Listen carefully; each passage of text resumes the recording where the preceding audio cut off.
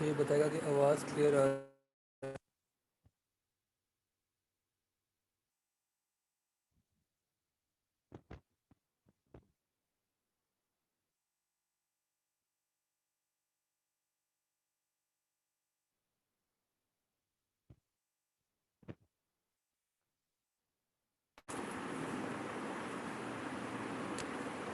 बिल्कुल ठीक है, ओके। आवाज़ में कोई कन्फ्यूजन नहीं है। ओके तो ठीक है ना, हमजा ओके जी। बाकी लोग हाशिर, आवाज़ क्लियर आ रही है? अशर, सालिम, अली, अरीबा,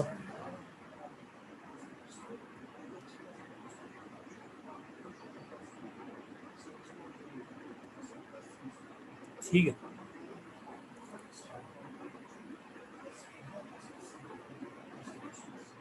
अटेंडेंस का बड़ा मसला चल रहा है ऑनलाइन क्लासेस में, कल से इसको ठीक करते हैं इंशाल्लाह। ठीक है, अभी हम ज़रा आगे बढ़ते हैं, स्टार्ट करते हैं।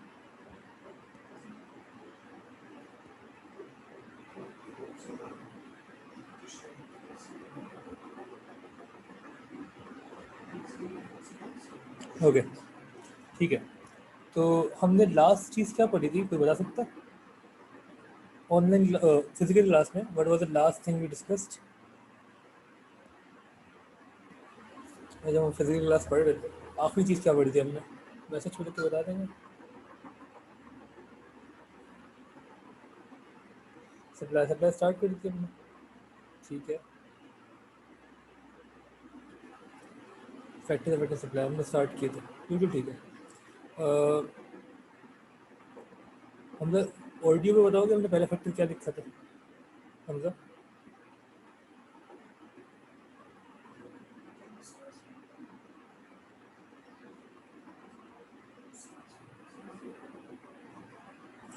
हमने सप्लाई स्टार्ट की थी ना, सप्लाई को भी डिफाइंड, नज़र से लिख दूँ दो तीन चीज़ें जो हमने कल की थी क्लास में। वी स्टार्टेड विद सप्लाई, हमने सप्लाई को डिफाइन किया as the ability and willingness to sell a commodity,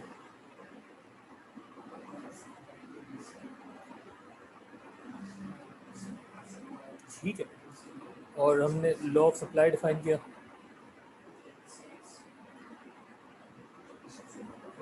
law of supply को हमने ये कहा भाई कि प्राइस जब भी बढ़ेगी क्वांटिटी सप्लाई फॉलो करेगी, वो भी बढ़ेगी। और प्राइस जब भी कम होगी क्वांटिटी सप्लाई यहाँ भी फॉलो करेगी, वो भी कम होगी। और आगे हम लिखते हैं सेटेरस पेरेबस, ठीक हो गया।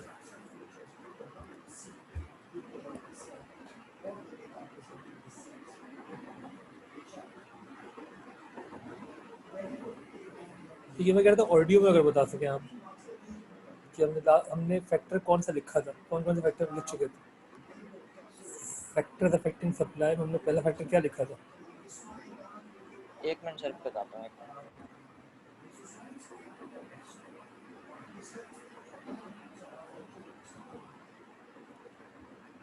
What was the number one factor? पहला फैक्टर क्या था? Cost of production.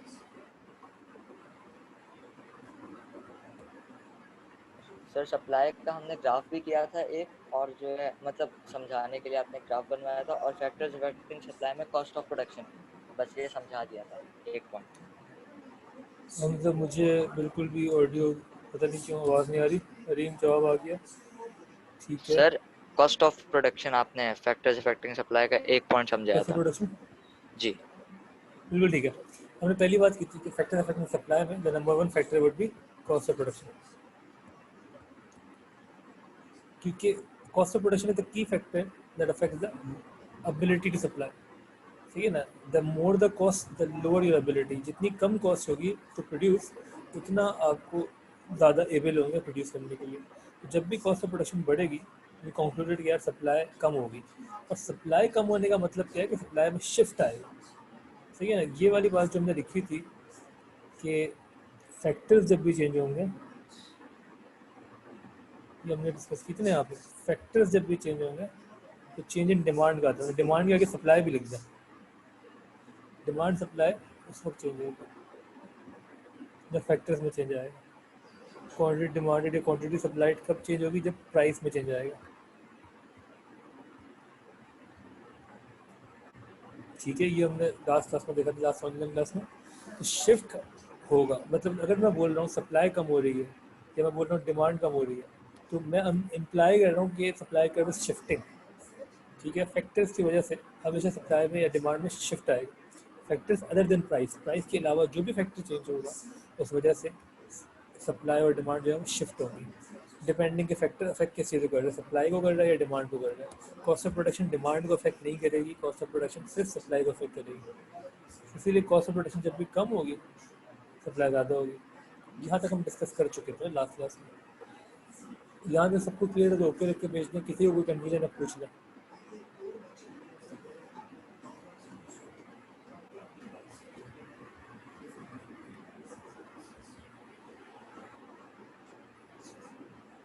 जी बाकी लोग, अनुषा, हरीबा, हसनैन, हसन, तहा, अली, सारिन,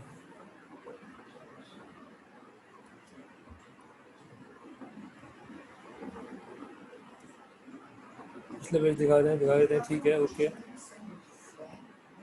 पिछला में सिर्फ ये था मेन, और सप्लाई को स्टार्ट किया, बस डिफाइन किया ability and willingness to sell, ability and willingness to sell. उसके अलावा हमने दूसरी चीज़ की है लॉ ऑफ सप्लाई, जिस तरह लॉ ऑफ डिमांड था उसी तरह लॉ ऑफ सप्लाई है, वो है प्राइस जब भी बढ़ेगी quantity supply would follow, price जब भी कम होगी क्वांटिटी सप्लाई भी फॉलो करेगी। डायरेक्ट रिलेशनशिप है, ठीक है ना। इसको रिलेशनशिप को हम डिफाइन कर सकते हैं कि ये रिलेशनशिप जो है डायरेक्ट है, वहाँ पे इन्वर्स था डिमांड के लिहाज से। इसी वजह से जो हमने सप्लाई कर्व बनाया था वो भी ऐसा बनाया था। इसको सप्लाई कर्व हमेशा अपवर्ड स्लोपिंग होगा, क्वांटिटी ओरिजिन प्राइस, ये यही शो करता है कि फॉर एनी प्राइस, ये क्वांटिटी थी, प्राइस अगर बढ़ गई क्वांटिटी सप्लाइड जो है वो भी बढ़ जाएगी। क्लियर है ये चीज़? ओके, ठीक है ना। फिर हमने कहा कि कुछ फैक्टर्स हैं जो सप्लाई को अफेक्ट करते हैं, जिस वजह से सप्लाई कर्व में शिफ्ट आएगा। वो शिफ्ट जो है वो हम देखते हैं क्यों आएगा, उसके कुछ रीजन देख रहे हैं। और हमने कहा था change in cost of production, ये सही मार्क किया था किसी ने। जब भी कॉस्ट ऑफ प्रोडक्शन चेंज होगी, change in cost of production को लिख देते हैं।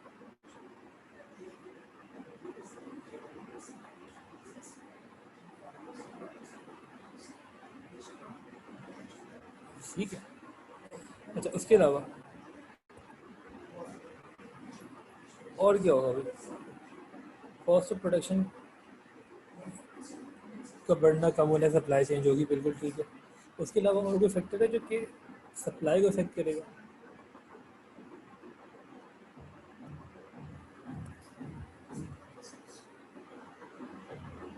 जी, other than taste and fashion नहीं यार सारे। टेस्ट एंड फैशन में सिर्फ डिमांड को अफेक्ट करते हैं, आपको याद रखना है। ये अच्छा लोग आपने लिख दिया कि हम डिमांड की जब भी बात करेंगे तो हम बात करते हैं कंज्यूमर्स की। जो भी चीज़ कंज्यूमर्स को इफेक्ट करेगी वो डिमांड को इफेक्ट करेगी। लेकिन सप्लाई में we talk about the producers. जो चीज़ इनको इफेक्ट करेगी प्रोड्यूसर्स को, वो सप्लाई को इफेक्ट करेगी। अगर प्रोड्यूसर को कोई चीज़ इफेक्ट नहीं कर रही तो वो सप्लाई को इफेक्ट नहीं करेगी। ठीक है, taste and fashion affects the consumer only, तो वो डिमांड को इफेक्ट करते हैं। प्रोड्यूसर को क्या चीज़ इफेक्ट करेगी? गवर्नमेंट पॉलिसीज, बिल्कुल ठीक है। ट्रांसपोर्टेशन, ये बिल्कुल ठीक है। ट्रांसपोर्टेशन जो है ना वो पहले मैं गवर्नमेंट पॉलिसीज लिखता हूँ फिर ट्रांसपोर्टेशन पर आता हूँ। गवर्नमेंट पॉलिसीज और पॉलिसीज नॉर्मली जो हम जिन पर फोकस करेंगे वो आपकी टैक्सेस की पॉलिसी है। कुछ टैक्सेस बिजनेस पे लगते हैं, इस वजह से सप्लाई ख़राब होती है। और सब्सिडीज़ सब्सिडीज बेसिकली अभी के लिए हम उसको ज़्यादा डिटेल में नहीं जाते, ब्रैकेट में ग्रांट लिख देता हूँ। सब्सिडी एक तरीके का ग्रांट होता है given by the government to the local businesses.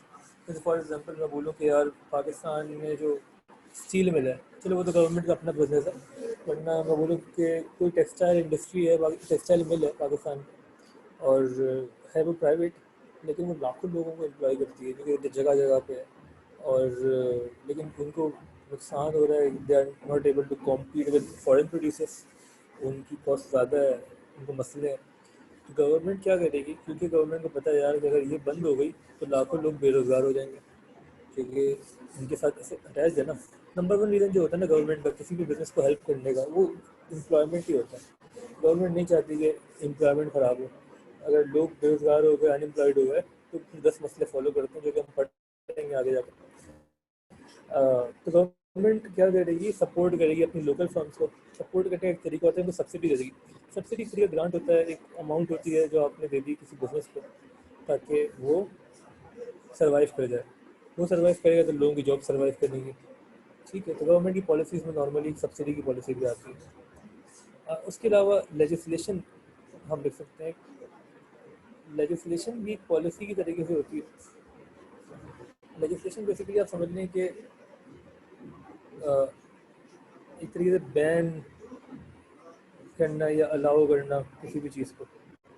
Allow करना तो कोई लिमिट लगा देना कि हम बोले यार पाकिस्तान में वेपन जो है वो सिर्फ इस लिमिट में इंपोर्ट होंगे। आप जो है फॉर एग्जांपल वेपन जो है वो पूरे साल में सिर्फ 2 कंटेनर मंगवा सकते हैं पूरे पाकिस्तान में, उससे ज़्यादा नहीं मंगवा सकते।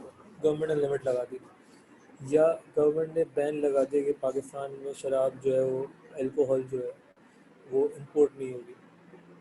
ठीक है, ड्रिंकेबल अल्कोहल जो है, या गवर्नमेंट ने कह दिया भाई कि हम अलाउ कर रहे हैं। तो ये सब लेजिस्लेशन के अंदर आते हैं। लेजिस्लेशन मीन्स ये अलाउइंग या बैनिंग समथिंग्स एक तरीके से, या लिमिट लगाना किसी चीज़ पर।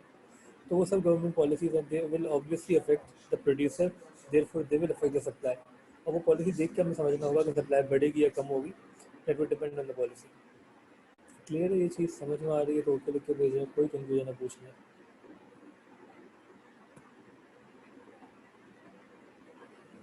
अरे ठीक है जी, बाकी लोग अशर ओके, बाकी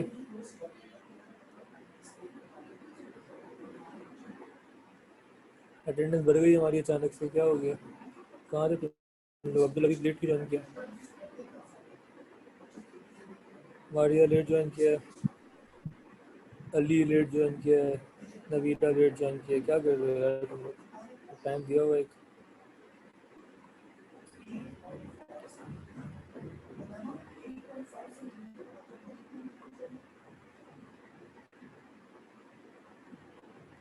तो प्राइस इटसेल्फ जो है ना, प्राइस इटसेल्फ ये, इसकी हम बात नहीं कर रहे क्योंकि प्राइस के चेंज होने से जो इफेक्ट आता है वो हम ऑलरेडी डिस्कस कर चुके हैं। वो ये इफेक्ट आता है वो जो हमने डब्बा बनाया था। प्राइस के चेंज होने से क्वांटिटी सप्लाइड बढ़ेगी या कम होगी। जब भी चेंज इन प्राइस आएगा, ये हमने डिस्कस किया है, जब भी चेंज इन प्राइस होगा there would be a movement along the curve. ये हमने लास्ट क्लास में भी देखा था, चाहे डिमांड की बात हो या सप्लाई की बात हो, और बोले क्वांटिटीज चेंज कर दी। हम बात कर रहे हैं other factors, factor other than the price. तो उसमें we started with cost of production. ठीक है, कॉस्ट ऑफ प्रोडक्शन हमने कहा सही है, बिल्कुल फैक्टर होगा एक। उसके बाद हमने बात की गवर्नमेंट पॉलिसीज़ की, जो कि टैक्सेस, सब्सिडीज, रजिस्ट्रेशन, ये हर तरीके से अफेक्ट कर सकती हैं किसी भी बिजनेस को, किसी भी प्रोड्यूसर को। और उसके अलावा एक पॉइंट हरीम ने लिखा है जो कि बड़ा इंपॉर्टेंट है, अवेलेबिलिटी ऑफ फैक्टर्स। फैक्टर्स की अवेलेबिलिटी जो है ना, ये बड़ी इंपॉर्टेंट है। अच्छा, अवेलेबिलिटी जनरली स्पीकिंग लिंक हो जाती है कॉस्ट के साथ, लेकिन अपने आप में भी एक फैक्टर है। फॉर एग्जांपल यार आपका काम जो है ना, मतलब आप जो है एक स्कूल है फॉर एग्जांपल, एंड आप प्रोवाइड करते हैं education for special children which have who have special needs. अब उन स्टूडेंट्स को पढ़ाने के लिए ना हर बंदा नहीं पढ़ा सकता उनको, उन बंदों को उन स्टूडेंट्स को पढ़ाने के लिए you need special form of training, जो कि पाकिस्तान में इस तरीके से होती नहीं है। ठीक है, आपको ट्रेनिंग पीरियड होता है, you need some certifications, you need to pass some tests कि you are able to teach these students. ठीक है, पाकिस्तान में वो स्किल बहुत कम अवेलेबल है, जिस वजह से जो टीचर्स हैं वो कम अवेलेबल है। अब टीचर वो आपका लेबर है जो आपको चाहिए टू प्रोड्यूस दोज थिंग्स। तो अगर अवेलेबिलिटी ऑफ फैक्टर ही ना हो तो आप कैसे प्रोड्यूस करेंगे? बात समझ में आ रही है? तो सही ना, इसके मैं एग्जाम्पल में सिर्फ वो टीचर्स फॉर स्पेशल चिल्ड्रन लिख देता हूँ ताकि आपको याद रहे इस एग्जाम्पल से, क्योंकि वो कम अवेलेबल है तो उस तरह से प्रोड्यूस नहीं हो पाता। अच्छा, पाकिस्तान में मसला ये है कि we do not really care about the certification required. हम कहते हैं ठीक है बस आ जाओ पढ़ा लो, लेकिन अगर हम एटलीस्ट क्वालिटी सप्लाई की बात करें तो क्वालिटी प्रोड्यूस नहीं हो रही। उसके अलावा और एक और एग्जांपल, फॉर एग्जांपल के कोका कोला जो है उस, या नेस्कैफे का जो ब्रांड है यूनिलीवर का, सॉरी नेस्ले का, इन सब को ना कोका बीन्स बहुत इंपॉर्टेंट है इनके लिए। कोका बीन्स जो सबसे ज़्यादा आती हैं वो आती हैं आपकी साउथ अमेरिका से, ब्राज़ील वगैरह से, अर्जेंटीना से।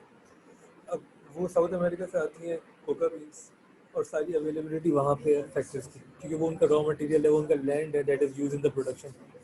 ठीक है, अब कोका बीन्स फॉर एग्जांपल, ठीक है, ये अगर किसी दिन साउथ अमेरिका की गवर्नमेंट बोले यार कि हम कोका कोला को सप्लाई नहीं करेंगे, तो कोका कोला क्या कर लेगी? उसको मसला हो जाएगा, वो ढूंढने में कोई ऑल्टरनेट, वो उनको और जगहों पर जाना होगा, उस लेवल पे प्रोडक्शन हो नहीं पाएगी, ऑब्वियसली उनकी सप्लाई ख़राब होगी, डेफिनेटली ख़राब होगी। मतलब अगर हम बोलें कि मान लें कि यार उनको ऑल्टरनेट मिल भी जाएगा, तब भी शॉर्ट रन में उनकी सप्लाई ख़राब होगी। ये बात समझ में आ रही है? तो फैक्ट्रीज की अवेलेबिलिटी बहुत इंपॉर्टेंट, लेबर अवेलेबल नहीं होता नॉर्मली, लेबर अगर बहुत ज़्यादा स्किल्ड रिक्वायर्ड हो तो वो अवेलेबल नहीं होता, कैपिटल अवेलेबल नहीं होता, पैसे अवेलेबल नहीं होते। कैपिटल जितना ज़्यादा अवेलेबल होगा उतना ज़्यादा सप्लाई बढ़ा सकते हैं टीचर, किसी भी लेबर या raw raw material. For example Pakistan में जैसे हम बोले ऑयल अवेलेबल नहीं है ना, पाकिस्तान में सारा मसला ही तेल का है, तेल अवेलेबल नहीं है आपके पास, अवेलेबिलिटी कम है तो आप उस तरीके से प्रोड्यूस नहीं कर सकते। बिकॉज अवेलेबिलिटी जब कम होती है ना, उसको भी मैं एक चीज़ लिख दूँ, द लेसर द अवेलेबिलिटी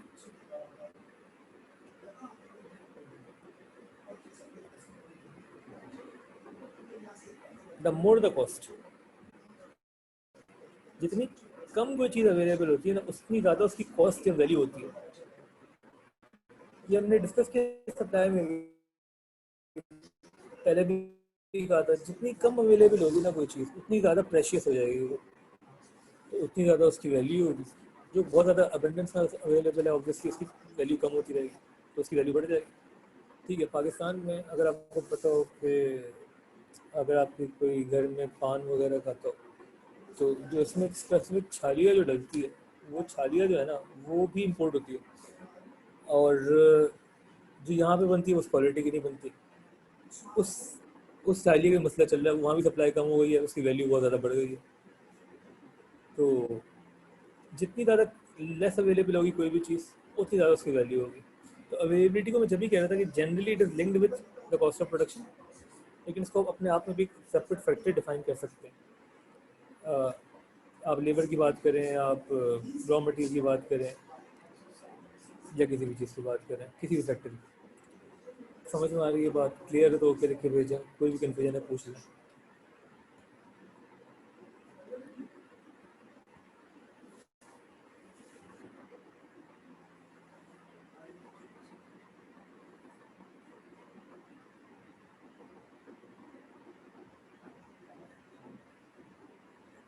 दूँ और प्रेजेंट कर दूँ, डेट ऑफ एक्सपायरी हो सकता है, डेट ऑफ एक्सपायरी नहीं एग्जैक्टली,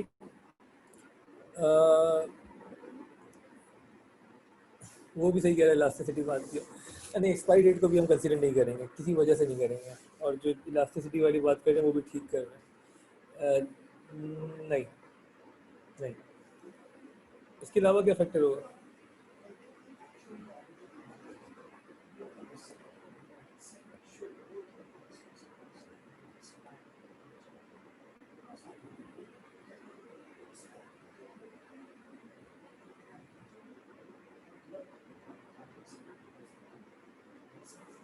रिलेटेड गुड्स अभी मैं आ रहा हूँ, रिलेटेड गुड्स से मैं आ रहा हूँ वापस। टेक्नोलॉजी बिल्कुल ठीक है, टेक्नोलॉजी बहुत इंपॉर्टेंट है।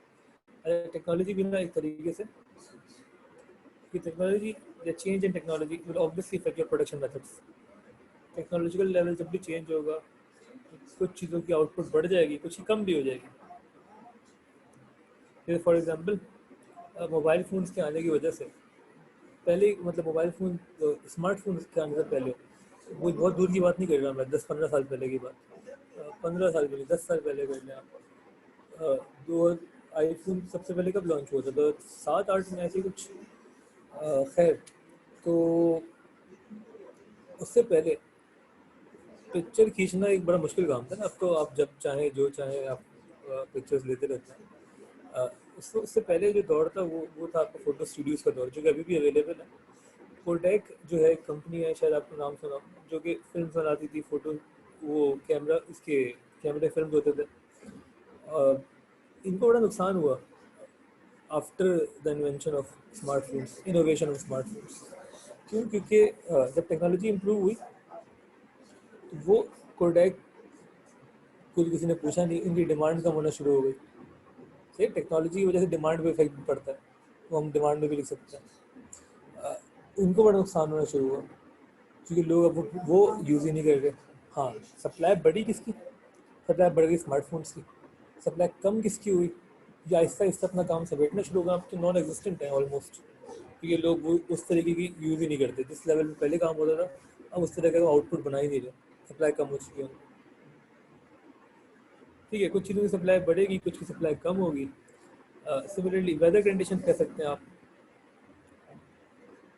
वेदर कंडीशन नॉर्मली जो आपके एग्रीकल्चरल सप्लाई है ना, एग्रीकल्चरल गुड्स हैं, उनको बहुत इफेक्ट करती है नॉर्मली, लेकिन बाकियों को भी इफेक्ट कर सकती है। लेकिन अगर आंधी तूफान आ जाए तो आप हर चीज़ की सप्लाई रुक जाएगी, कैसे प्रोड्यूस करेंगे, कैसे सप्लाई करेंगे? ट्रांसपोर्ट किसी ने कहा था। अब ट्रांसपोर्ट जो है ना वो एक तरीके से कॉस्ट ऑफ प्रोडक्शन का हिस्सा बन जाता है। ट्रांसपोर्टेशन कॉस्ट भी प्रोडक्शन कॉस्ट में डाल देते हैं, या वो अवेलेबिलिटी पे आ जाएगा। ठीक है, आप चाहें जिसको अलग से लिख दें, बट वो इन दोनों में ही फॉल करेगा।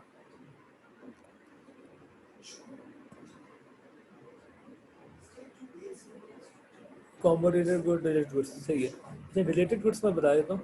कॉम्प्लीमेंट्री नहीं कहेंगे इसको सारे, कॉम्प्लीमेंट्री नहीं कहेंगे। इसके लिए अगर आपको याद हो, मैंने आपको बताया था, हम बात करेंगे price of goods,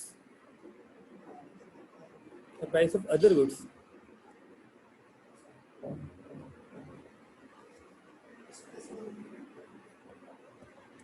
produced by the same producer.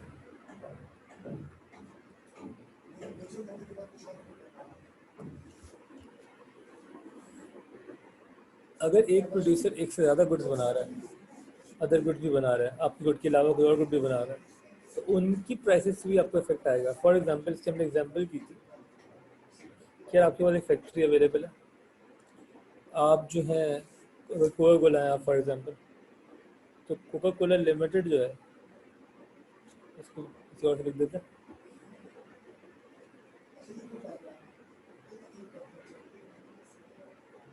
ये कंपनी जो है, इसने अपना पूरी फैक्ट्री का जो आउटपुट है, चाहे फैक्ट्री का आउटपुट भी एक लिमिट होती है ना, आप जितना चाहें उतना तो नहीं बना सकते। Given the machinery you have, given the labour you have, you can produce only so much. तो for example you can produce, you were producing 1 million आप कोका कोला बना रहे थे बॉटल्स पर डे, और आप 0.5 मिलियन माउंटेन ड्यू भी नहीं किया है, मिरिंडा इनकी है, और 2-3 है ना इनकी, मिरिंडा कर देते हैं।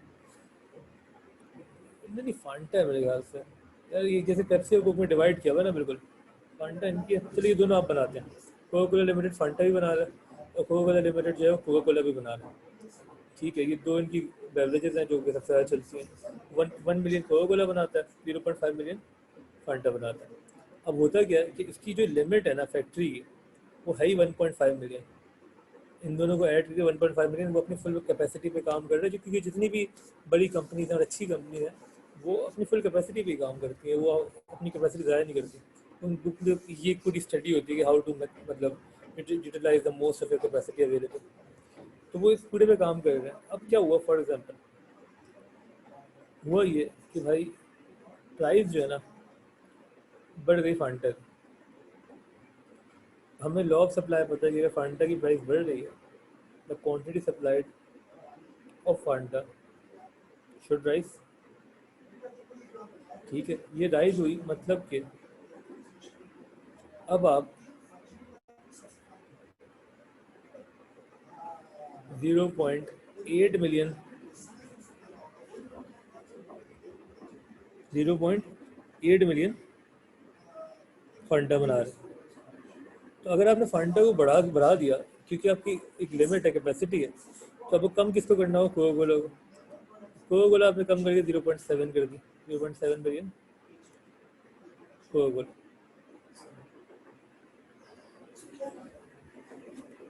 ठीक है, इससे क्या हुआ, सप्लाई जो है कोका कोला की कम हो गई, या शिफ्ट आएगा कोका कोला, क्योंकि इसकी प्राइस में कोई चेंज नहीं आया। तो price of other goods produce by the same producer, ये भी इफेक्ट कर जाते हैं आपकी सप्लाई को। क्योंकि प्रोड्यूसर तो वो चाहेगा ना, अगर मैं 2 गुड बना रहा हूँ तो इनमें जिसमें ज़्यादा मार्जिन मिल रहा है, ज़्यादा प्राइस मिल रही है, प्राइस इसकी बढ़ रही है, मैं वो ज़्यादा सप्लाई करूँगा। अब अगर एक चीज़ में ज़्यादा सप्लाई कर रहा हूँ तो मेरे पास रिसोर्सेज तो लिमिटेड है, दूसरी चीज़ की सप्लाई मुझे कम करनी होगी। ये चीज़ समझ में आ रही है, क्लियर होकर लिख के भेज दे, कोई कन्फ्यूजन है पूछ ले। मतलब कि फांटा के ग्राफ में मूवमेंट आएगी और कोका कोला के ग्राफ में शिफ्ट आएगा।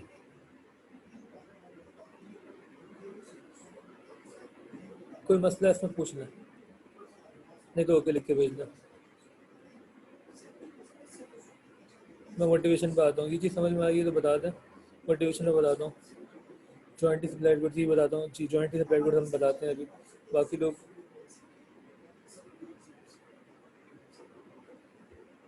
Price of other goods produce by the same producer की समझ में आ गया।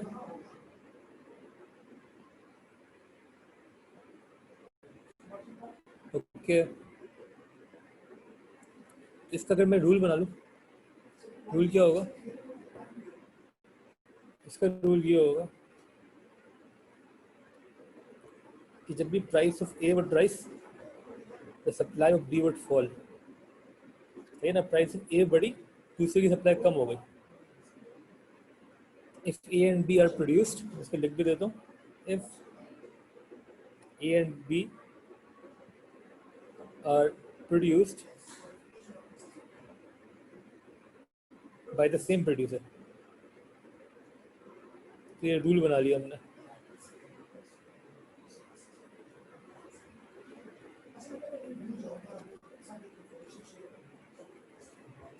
किसी को मसला है इस चीज़ में पूछ लो, क्लियर है तो ओके लिख के भेज दो।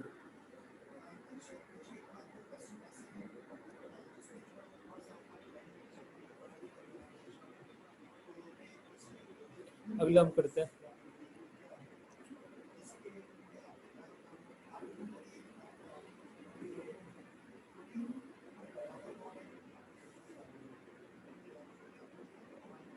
ओके। इसमें बेसिकली हमने क्या कहा कि जब भी आप एक से ज़्यादा गुड बनाते हैं, ठीक है, जैसे Coca Cola limited produces Coca Cola as well as Fanta, ठीक है, तो वो for example currently 1 million Coca Cola बना रहे थे पर डे और 0.5 मिलियन फांटा बना रहे थे पर डे, बिकॉज उनके पास एक फैक्ट्री की लिमिट होती है, तो वो इतना इतना बना रहे थे अज्यूमिंग। ठीक है, अगर फांटा की प्राइस बढ़ गई, अगर फांटा की प्राइस बढ़ गई तो उस वजह से they would increase the quantity supplied of Fanta. ये हमने लॉ ऑफ सप्लाई में पढ़ा है, जिसकी प्राइस बढ़ेगी आप वो ज़्यादा सप्लाई करेंगे। ठीक है ना, क्वांटिटी सप्लाइड बढ़ जाएगी उसकी। जब एक की क्वांटिटी सप्लाइड बढ़ाएंगे, क्योंकि आपके पास लिमिट है 1.5 मिलियन से ऊपर आप नहीं जा सकते, 1.5 मिलियन की लिमिट है, फैक्ट्री की कैपेसिटी की लिमिट होती है। तो आप अगर फांटा को 0.5 से 0.8 कर रहे हैं, तो अब आपको कोका कोला को 1 से 0.7 करना पड़ेगा। ये हमने बात की, ठीक है ना। और इसीलिए हमने कहा कि अगर आप फांटा की सप्लाई क्वांटिटी सप्लाई बढ़ा रहे हैं तो कोका कोला की सप्लाई आपको कम करनी पड़ेगी।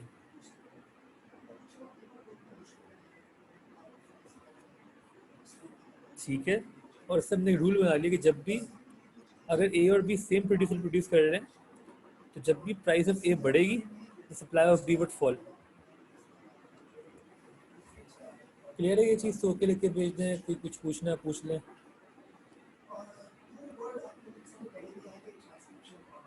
ओके नवीरा सालिम, समझ में आया? भी नहीं आया तो बता दो। ठीक है, उससे भी चीजें ला के देगा। हाँ सही है ना? आगे बढ़ते हैं, एक दो और चीज़ें। वो देगा नहीं था वैसे हमारा जो एक एक्स्ट्रा क्लास हुआ हमारा गुलाम मेडी के ऊपर तो पूरा प्राइस ऑफ एक्स्ट्रा क्लास में जो सैंडविच वैंडविच जॉइंटली सप्लाइड गुड्स। उसमें अभी जो मैं शामिल मैं मुफ्ते में शामिल हूँ। जॉइंटली सप्लाइड से मुराद क्या? कॉलेज का इशू है। वो एक साथ सप्लाई होते हैं। फॉर एग्जांपल हेलो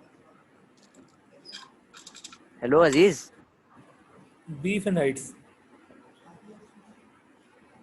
ये दोनों जो हैं ये एक ही जानवर से आ रहे हैं, एक ही एनिमल से आ रहे हैं, तो इस वो इसकी मीट है और ये स्किन है, सही है ना? या फॉर एग्जांपल ये नॉर्मली हम एग्रीकल्चरल एग्जांपल ही देते हैं इसमें, या शुगर केन की में से होता है कि वहाँ से आपको चीनी भी मिल रही होती है और जो उसका वो होता है रेजिड्यू होता है उससे क्या कहते हैं उसको, भूल गया, पढ़ा हुआ तुम लोगों ने ज्योग्राफी में। शुगर केन से क्या दो चीज़ें मिलती हैं, एक तो शुगर मिलता है, दूसरा क्या था उसके रेजिड्यू से एक और चीज़ मिलती थी, बाय प्रोडक्ट जो था शुगर केन का, क्या होता है याद है किसी को? शुगर केन से का बाय प्रोडक्ट क्या होता है?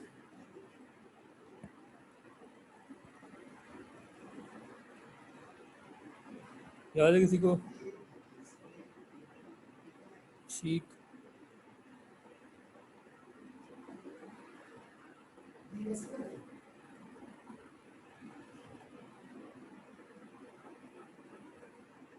बचपन में पढ़ा था, ठीक है। देखिए जैसे ही तो पक्की बात है अब्दुल अजीज, स्पेलिंग सही है तुम्हारी?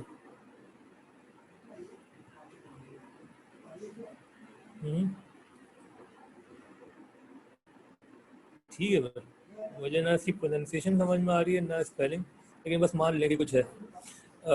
तो इसका बाय प्रोडक्ट था, मतलब कि ये जब भी आप ऑब्वियसली शुगर केन प्रोड्यूस करेंगे तो उससे आपको शुगर भी मिलेगी, चीनी मिलेगी और ये भी मिलेगा, ठीक है। तो these goods are jointly supplied. जिस तरह जब भी आप कोई जानवर को हलाल करेंगे तो उससे बीफ भी मिलेगी और उसकी स्किन भी मिलेगी जिससे हाइट्स बनेंगी, ठीक है। अब ये जॉइंटली सप्लाइड गुड्स है ना, तो जॉइंटली सप्लाइड गुड्स में क्या होता है? फॉर एग्जांपल अगर मैं बोलूँ भाई कि इसी एग्जांपल हम आगे लेके जाएं, प्राइस ऑफ बीफ अगर बढ़ रही है तो हमें पता है कि क्वांटिटी सप्लाइड जो है बीफ की आप बढ़ाएंगे, ये तो आपका लॉ ऑफ सप्लाई है।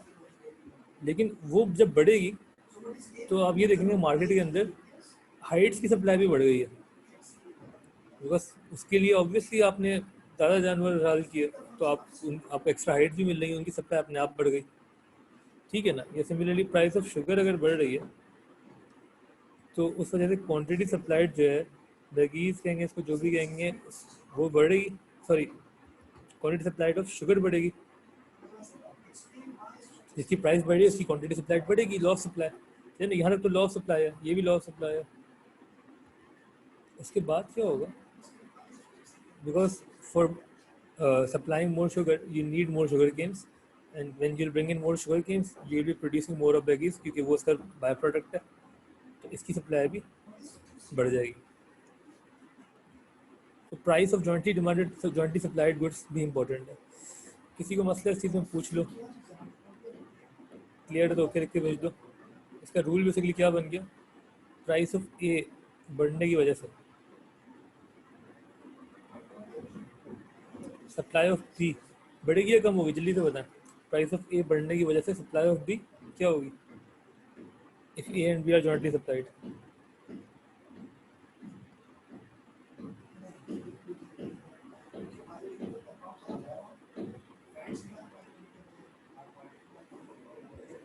जी, प्राइस ऑफ ए बढ़ने से सप्लाई ऑफ बी के साथ क्या होगा? इंक्रीज, बिल्कुल ठीक है, बिल्कुल ठीक है, बेहतरीन। ये हमने देखा है यहाँ पर, एक चीज़ की प्राइस बढ़ने से इवेंचुअली दूसरी चीज़ की सप्लाई बढ़ रही है, यहाँ भी ये देगा। और इसी को हम कॉन्सिक्वेंटली दूसरा बना सकते हैं कि अगर प्राइस एक कम हो रही होती, सप्लाई भी कम हो रही होती। ठीक है, तो बेसिकली ये सारी चीज़ें हैं सप्लाई की। इसमें we started with this cost of production, government policies, availability of factors. ठीक है ना, इसमें हमने कंक्लूड किया, the lesser the availability the more the cost. ठीक है, change in technology, change in weather conditions, price of other goods produced by the same producer. ठीक है, इसमें हमने एग्जाम्पल भी देखी और कंक्लूड किया ये चीज़ कि जब भी ए की प्राइस बढ़ेगी सप्लाई भी विल फॉल। समझ के किया हमने, क्योंकि आपकी कैपेसिटी लिमिटेड है, ए को ज़्यादा बनाएंगे तो बी कम बनाना पड़ेगा। यहाँ पे जॉइंटली सप्लाई गुड्स में उल्टा होगा, क्योंकि वो सिर्फ साथ सप्लाई हो रही है, तो एक की प्राइस बढ़ने की वजह से जब उसकी सप्लाई बढ़ेगी तो दूसरा अपने आप सप्लाई बढ़ा रहा होगा। कोई मसला इस चीज़ में क्लियर है, फैक्टर अफेक्टिंग सप्लाई। और भी कुछ हो सकते हैं लेकिन लिखने की ज़रूरत नहीं है, मैंने आपको बताया था factors can be unlimited, factors can be unlimited. हम सिर्फ कुछ प्रोमिनेंट में डिस्कस करते हैं जिससे हम समझ सकेंगे एक्चुअली सप्लाई और प्रोड्यूसर को किस चीज़ से इफेक्ट हो रहा है। Factors can be unlimited, clear है ये चीज़ बिल्कुल। और किसी ने कुछ कहा था ऊपर एलोकेशन ऑफ रिसोर्सेज है फैक्टर, नहीं हो सकता। बात कुछ और, एलोकेशन ऑफ रिसोर्सेज का मतलब कि आप यार एलोकेशन ऑफ रिसोर्सेज जो है ना, मतलब अभी अभी इसको इस पॉइंट को होल्ड करो। जब हम एलोकेशन ऑफ रिसोर्सेज को पढ़ेंगे, जब हम सिस्टम्स पढ़ेंगे ना, इकोनॉमिक सिस्टम्स, इसका मार्केट सिस्टम और गवर्नमेंट सिस्टम, जिन लोगों ने पुरानी पढ़ी हुई इकोनॉमिक्स उनके लिए बात कर रहा हूँ मैं। जो आपने पढ़ा हुआ है कि कमांड इकोनॉमी और प्लान्ड इकोनॉमी, मार्केट इकोनॉमी, वो सब पढ़ेंगे तो हम एलोकेशन पे ज़्यादा बातें करेंगे। अभी मैं एलोकेशन को बार बार यूज़ ही नहीं कर रहा। ठीक है, जॉइंट स्प्रेड हो गया। ठीक है, motivation level, yes it can be one of the reason. Motivation ज़्यादा होगी वर्कर्स की तो ऑब्वियसली सप्लाई वुड इंक्रीज। इन्फ्लोमेटर शो करते हैं, ठीक है।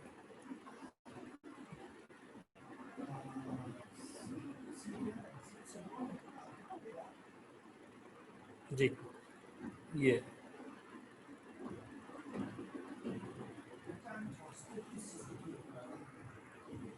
ये उसका फाइनली हमने कंक्लूड किया था।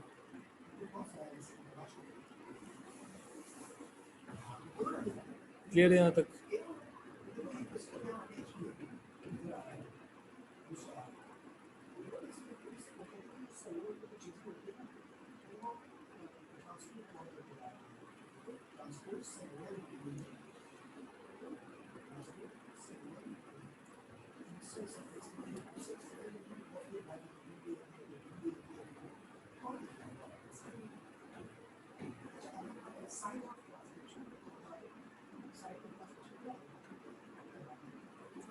ठीक है ना, ओके सही है। मतलब आज यहीं तक पढ़ना है। इसके आगे जो हम कल शुरू करेंगे। और नहीं, कल नहीं, सैटरडे है ना, सैटरडे को हमको टेक्स्ट मिलना है। सैटरडे तो लंबी क्लास करेंगे थोड़ी सी। सैटरडे को हम पूरी कोशिश करेंगे डिमांड सप्लाई को बाइंड अप कर सकें विद डायग्राम्स एंड एक्सप्लेनेशन। और सैटरडे कुछ असाइनमेंट भी दूंगा मैं, वो आपने सबमिट करना होगा ट्यूजडे को। ठीक है, तो अभी के लिए हम खत्म करते हैं क्लास। क्लियर है सब कुछ? तो ओके लिख के भेज दें, कुछ भी पूछना है पूछ लें। ओके, तुम क्लास एंड करें।